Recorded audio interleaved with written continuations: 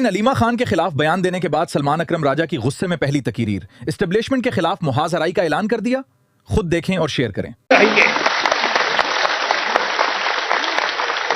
تو آپ سب اس قوم کا ضمیر ہیں اور میں آپ کو یقین دلاتا ہوں کہ فتح ہماری ہے انشاءاللہ۔ یہیں سے اٹھے گا شور محشر، یہیں پہ روز حساب ہوگا، ہم حساب لیں گے۔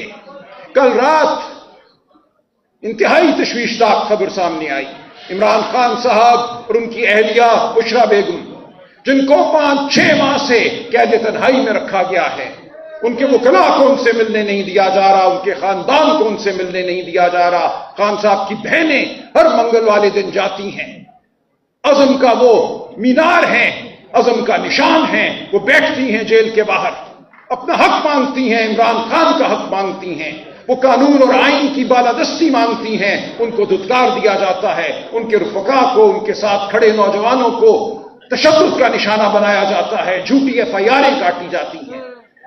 لیکن کل رات بشرا بی بی کو ہنگامی طور پہ ہسپتال منتقل کیا گیا۔ آج یہ اطلاع ہے کہ ان کا انتہائی سیریس ایک آپریشن ہے جو کل رات کیا گیا۔ ان کا خاندان، ان کی بیٹیاں، کوئی فرق موجود نہیں تھا۔ یہ آئین اور قانون کی پامالی ہے، یہ شرافت کی پامالی ہے، ہم اس کو نہیں مانتے۔ اور آج صبح اس انتہائی تشویشناک آپریشن کے بعد بشرا بی بی کو پھر اسی کال کوٹری میں ڈال دیا گیا ہے، ڈاکٹر کی ہدایت کے برخلاف۔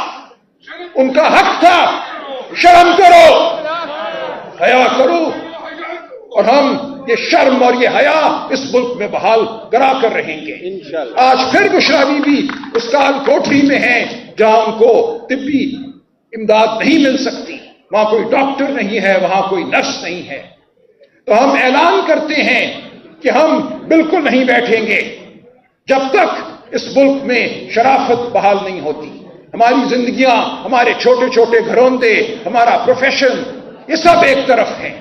آج ہمیں اپنی آسودہ حال زندگیوں کو ایک طرف رکھنا ہے، ہمیں اپنی ذات سے اوپر اٹھ کر اس قوم کا مقدمہ لڑنا ہے، غریب کا مقدمہ لڑنا ہے، اس ہاری کا مقدمہ لڑنا ہے جو سندھ میں پریشان ہے کہ کب اس کا پانی چھین لیا جائے گا۔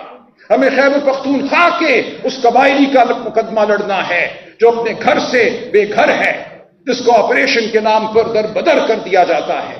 ہمیں بلوچستان کے گمشدہ افراد کا مقدمہ لڑنا ہے۔